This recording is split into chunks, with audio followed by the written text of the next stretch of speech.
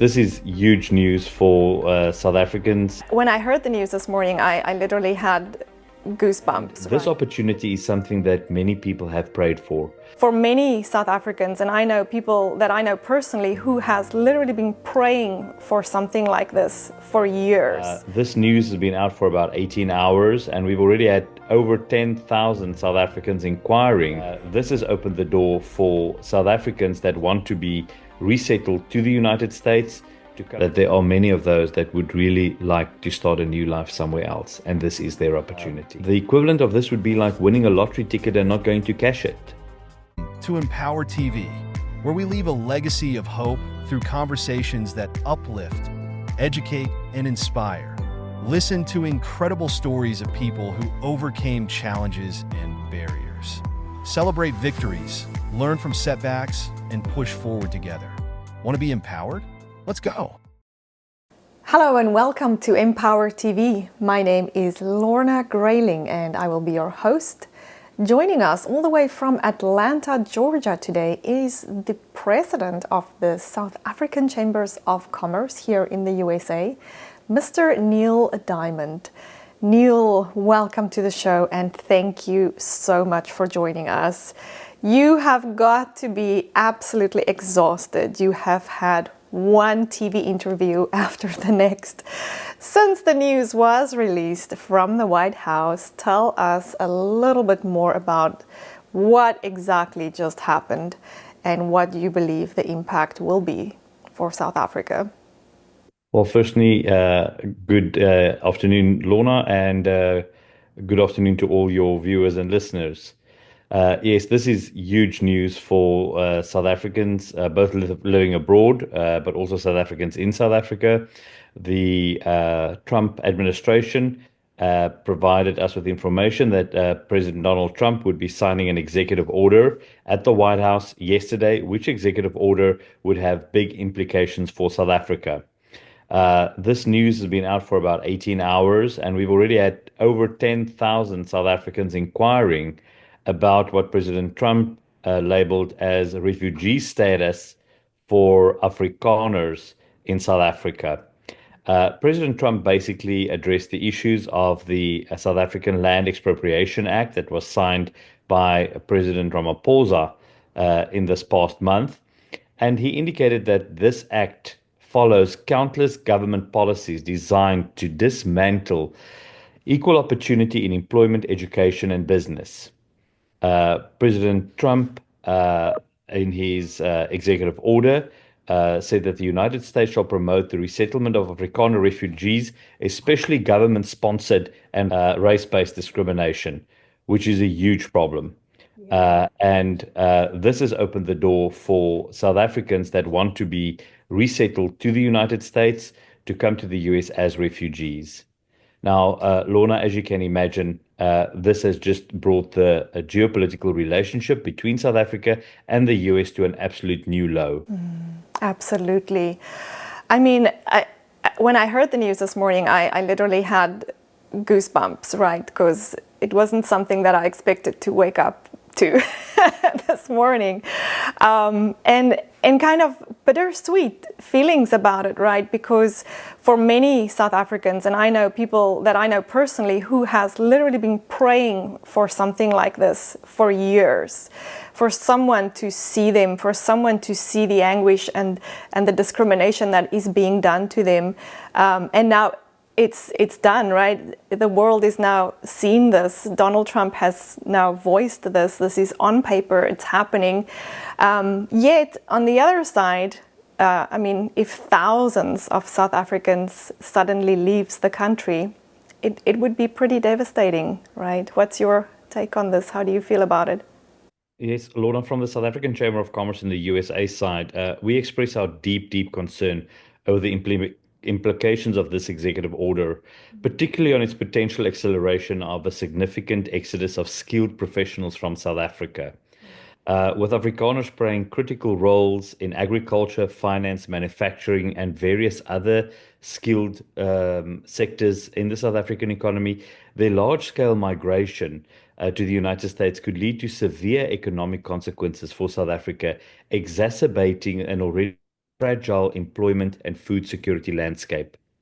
The South African agricultural sector specifically is a cornerstone of the country's economy, and food security is particularly vulnerable to mass immigration experienced farmers and skilled labor. Such a shift would not only create a vacuum in the food production, but it could also intensify land reform debates, political instability, and economic decline. So the impact business-wise and economy-wise could really be significant. We deal with a lot of the binational trade between South Africa and the US, and a number of our products are agro-processed products, agricultural products, especially South African wine, South African fresh produce, citrus, and these items would all be adversely affected if we see an exodus of South African farmers out of those industry. Now, we also need to be realistic. We don't foresee that people just packing up tomorrow morning with their suitcases and arriving at OR Tambo to exit to the United States. But we do see this as a systemic process in which South Africans would relocate their skills, their expertise, and their experience of years to the US. You mentioned that this is a godsend for many people that have been looking at alternatives, that have been seeking ways to relocate their families in an environment where they feel that they are being prejudiced or that they do not enjoy the same opportunities as all other citizens in the country. And this opportunity is something that many people have prayed for. So we would definitely encourage people that you want to make use of this opportunity to do so. Um, as you know, Lorna, I myself walked this immigrant path, and the US is not easy. To be honest with you, it's very difficult over here. But the one thing that we do enjoy is equality, equality and opportunity. And I'm not judged based on the color of my skin. Judged based on the quality of my abilities and my willingness to produce and perform my best within my environment. And in that regard, South Africans are hard workers. We've got great skill sets, especially in the agricultural sector. And I believe that this opportunity would allow South Africans to rebuild their lives in an environment where they would be comfortable. Yeah, absolutely. I mean, you hit the nail on the head when you said, it's not easy to immigrate. And we both have walked that road, right?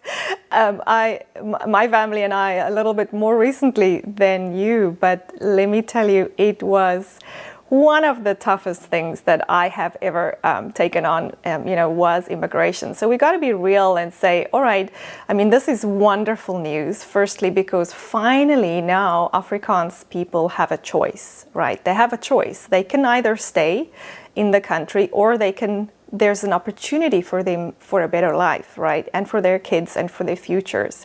So, which in the past, I feel they didn't have that choice. I know of so many people who would love a better opportunity and a better future, but there's just no way for them to get out. Like the rules are so strict. So, like you said, I mean, this is an opportunity. It is not going to be forever, right? How long do you foresee this opportunity being open for people who want to take this next step? So, Lorna, I need to be honest, we were caught completely off guard by this executive order. And this executive order came to my desk literally as I was leaving the office yesterday, which puts me in a position that up and above the executive order and what's written down on paper, I do not have any further information. I have taken the lead in writing to the Trump administration as well as to the US mission in South Africa to inquire on further information on how this process would unfold and how do people go about applying for refugee status. As indicated, I've literally had over 10,000 emails, WhatsApps, and messages inquiring on how people can take advantage of this opportunity. Maybe before we proceed, it's important for me to say that SACUSA urges both our governments to engage on urgent diplomatic discussions to address the underlying causes of this executive order and to explore solutions that do not compromise the economic stability and bilateral cooperation between the United States and South Africa. The Chamber remains committed to fostering constructive dialogue and to ensure that the economic trade and relations between South Africa and the US remain resilient despite current tensions. But We also acknowledge that there are people for which this is a godsend, for people that have been waiting for this opportunity, that have not found other ways of building a new life, and that have kind of felt stuck in their environment. And this is an opportunity for them to seek greener pastures. The equivalent of this would be like winning a lottery ticket and not going to cash it. We've heard of some political leaders representing or claiming to represent South Afrikaners in South Africa, saying that they denounce this offer, that they are not refugees, that they will never take up refugee status.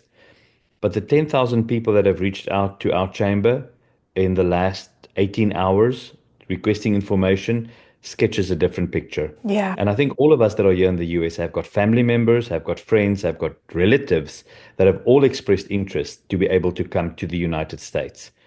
I need to be clear that we do not have the full details of how this would work, but if I read what was said in the executive order, it would basically allow anybody that has been impacted by discriminatory practices, either through their employment, or education, or business, to make use of this opportunity. My goodness. I mean, my head is still spinning a little bit because it's all happening so fast, right? But 10,000 people reaching out within the last 18 hours. I mean, that is huge. I read in a census taken in 2011 that there was 2.7 million Afrikaans speaking South Africans. So does this order, he says Afrikaners. So does that mean you have to be able to speak Afrikaans, or what is your interpretation of that broader meaning of that? Lorna, as you said, this week has been so crazy roller coaster ride. On Monday, we started out by just wanting to protect South Africa's binational trade interest and keep us in AGOA. And by Friday, we were dealing with South Africans being granted refugee status. This whole week, the narrative has been to say, let us share facts with the American president. We do not want the president to be taking decisions based on media reports or subjective views and opinions. So let's share facts and information with the president. But the speed at which Donald Trump moves, the speed at which he takes action, and let's be honest, that's why people voted for Donald Trump, because they knew that he would take rapid action in addressing issues that were at the heart of concern for the American public. Now, one of those concerns obviously reached the shores of South Africa, and the fact that President Trump singled out one demographic above others within South Africa's society is an indication that President Trump has received reports, but we're not sure to what extent these reports reflect what is the actual situation within South Africa. So, as such, we would also be making representation in terms of other groups that may be affected or that should or could have been included in this executive order. But I cannot speak for the Trump administration. What I can do is, as a representative of business, express our deep concern about the impact that this would have on South Africa. But as a South African and as a representative and leader of our South African community in the United States, welcome all those that want to come. We will be here to support them, and we will do whatever we can to ensure that they integrate and assimilate into the United States. As we've said, it's not easy, but we've done it. I'm speaking to you on your own TV program, and that is amazing. Yeah, absolutely. I think that's what stands out about this country. It truly is the land of opportunity. And something that you mentioned earlier is if you're willing to work hard, like you are judged here on based of merit and on based of your work that you do. And that's the truth, you know, and I've been speaking to a lot of business owners, for that matter, in the last couple of months. And, you know, the overwhelming discussions is not about what color the person is that you're hiring, what race they are, what gender they are. Like, none of that matters. It's like, can they do the job that I'm paying them to do? And that's it, you're hired. And there is just so many opportunities.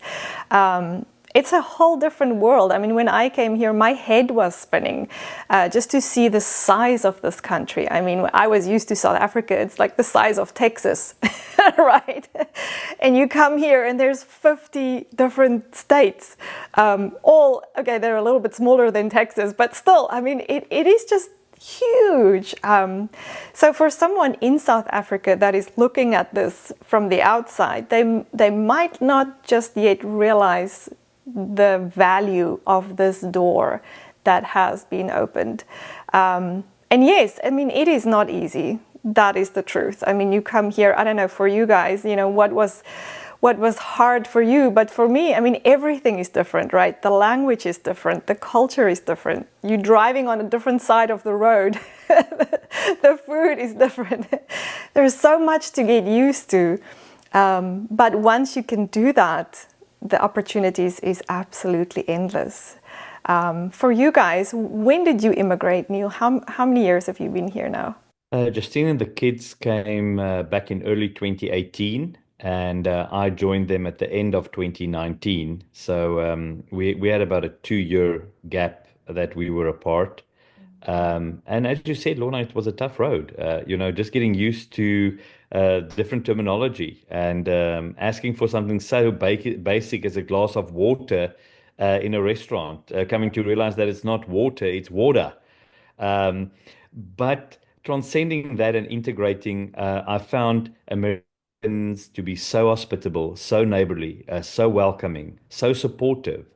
And a lot of our South Africans have dovetailed and assimilated and integrated so well in the society, taking on those great qualities of our American fellow brothers and sisters, reaching out to us in our moments of need, in opportunities, trying to help us and support us. And as you said, when you start with a company, you're not going to start at the top. You're going to start at the very bottom, even lower than what you are used to. But in a very short space of time, you kind of find your space. They identify your skills, they identify your worth and your ability to work and to give more than what co-workers does in some instances. And that propels you to the top. So I think it would be great for us at one stage to maybe share with South Africans intending to come to the US what that path is about, and that it's not just a honeymoon. Getting on the plane and leaving is actually the easiest. They think it's hard, but that's really the easiest. The hard part is when you arrive over here and you have a whole different life. There's a whole different culture, a whole different dynamic, but it's not a bad one. Yes, I agree. In language, we say, dis nie lekkerder nie, dis beter. It's not nicer, it's better. Yes, so true. What makes it great. I think all of us over here are proud South Africans. We'll never forget our heritage. We'll never forget the place where we were born. Africa is in us more than what we are in Africa. But we also acknowledge the fact that there are challenges and that those are things that haven't been able to be repaired, that haven't been able to give those in South Africa the comfort or the trust that that is the best place for them and their families. And if that's a decision that they have taken, and they feel that legislation has prejudiced them because of the color of their skin, the opportunity for them to relocate to the US is now open. Um, I would never want to see that anything that anybody does harms South Africa. I do love that country and it holds a very dear place in my heart. And I work tirelessly every day to promote trade between South Africa and the United States to the benefit of the people of South Africa. But I also acknowledge the fact that there are many of those that would really like to start a new life somewhere else. And this is their opportunity. I think, talking about some of the challenges that South Africans and especially the Afrikaner has been facing, in my own experience, and this is partly the reason why we are here in America, it's just that we call it a challenge, but at one stage it really felt impossible for me to continue a business that I'd started 20 years ago, right? It's not like it was a new business starting up from the ground. It was an established business just because of basic services that wasn't there anymore. Like we would have load shedding. I would have no power for 6 to 7 hours per day. In a huge business, how do you run a business when you don't have power? Water. There is no water in Johannesburg from time to time. For us, for 2 weeks, we just didn't have any water. So I had a wellness center and a day spa. Like, how do you run that without the basic services like water? The crime. I mean, we were attacked numerous times in my business, in my wellness center, with guns against our heads, being hijacked on my way home from work with guns against our heads, being attacked in our home in armed robberies. And then the next morning, the police will come illiterate to my house saying, well, there's a piece of paper, write what happened. And so your faith in the system and in the people that are supposed to be there and protect you, besides the basic services, that's just not there. And then hearing of your friends and family being shot, killed. My aunt was kidnapped off her farm, attacked at night. My husband's friend was killed on his farm. I mean, I can name so many people, and that's just in my small circle. So, I mean, we've got to be real. It's not like Donald Trump made this decision lightly. There are real serious circumstances that are causing South Africans, and especially the Afrikaner, to feel like they cannot continue in this country. And when I mention some of the stories that we've personally been through, people in America are like, they're flabbergasted. They're like, what, did all of that happen to one person? Like, that's not normal. Yet in South Africa, you hear about it every day. So it almost becomes a new normal. Like, you're just lucky to be alive. Good for you. You're okay. It was our normal. It was our normal. It was our normal. Exactly.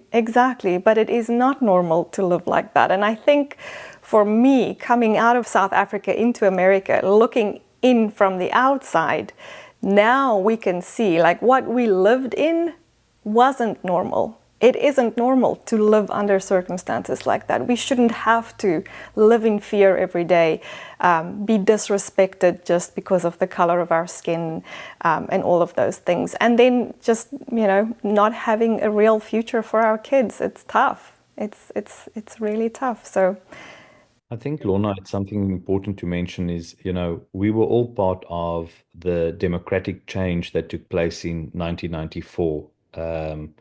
We celebrated a new dawn in South Africa 30 years ago, and we all believed that new dawn would pave the way for economic prosperity for all South African citizens. None of us expected that 30 years later we would still be in the environment that we were, and that the gains that we've made within those 30 years would not have met the expectations of all South Africans. So having said that, we also acknowledge that there's a lot still that needs to be done in South Africa. But what we have seen is the rise, especially under populist politics, of certain groupings in our society, minorities in our society being deemed second-class citizens. And we definitely didn't go through a liberation of South Africa or the democratization of South Africa for ever again for there to be first and second class citizens. We stepped away from that. Yet today, many feel like they are second class citizens. And I think that has given rise to bring this to the point where it was under Donald Trump's radar. He actually signed that into an executive order. And the bigger concern for me here is if the President of the United States, the leader of the free world, takes note of this plight, to what extent does the leaders in Europe and other leaders across the globe take note of this plight? Maybe it's time for some introspection into South Africa to maybe look at a re-engineering of our society, maybe a reset, so that we could all collectively work together for a better future for our country. But in the absence of that, these type of executive orders, like was signed by President Trump, is going to allow for a loss of great people that could have contributed to the dynamic future of South Africa. Yeah, so true. And I think very devastating also for the Afrikaners staying behind, right? Deciding, well, I can't see myself going out to another country. I just cannot fathom this change.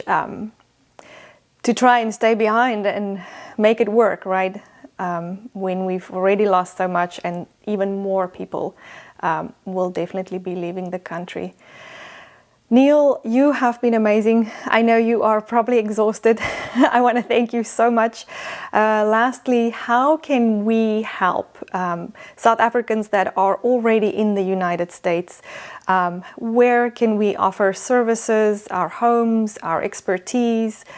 Is there a platform, and will you guys be creating one for us to be able to reach out? So, Lorna, thank you very much for that great question. Yes, South Africans in the United States are fairly well organized. There are South African groupings in most states, and the Chamber of Commerce has got chapters in most states, where I would encourage South Africans to participate in and to become part of. I think we need to formalize that. In 2023, we had a gathering of all the leaders of the various groupings in the United States to set up a South African diaspora leadership council. And the thinking behind that was so that we can be better organized to better support our diaspora in the US. The Chamber have taken a leading role as well to support our embassy in providing better consular services to our communities, having outreaches. We've done one in Chicago in 2024. We've done one in Atlanta. We are aiming to do the same in 2025 in Florida and in Texas. So there's great things happening. Find us on Facebook, find us on Instagram, uh, visit our online website, and register. Receive news and information and updates, and watch programs like yours, because that is where we get great information. And most of all, support one another. If we are going to get thousands of new immigrants coming to the United States, I want to encourage our diaspora in the US to help them, support them. It wasn't an easy road for any of us, but there were those that extended a hand to me, to you, and that made the difference. That made us persevere on the days that we actually wanted to give up. So I would really encourage us to support our own diaspora and the new ones that are on their way. Absolutely. Neil, thank you very much. I'm sure you're going to go have a much deserved race now. And yeah, thank you for joining us today. Thank you, Lorna. Have a great day. Well, that is it from me, Lorna Grayling and Empower TV. If you would like to get in touch with the South African Chamber of Commerce here in the United States, take a look at the screen. The details will be on there. It will also be in our show notes, so you can take a look on there. And until next week, goodbye.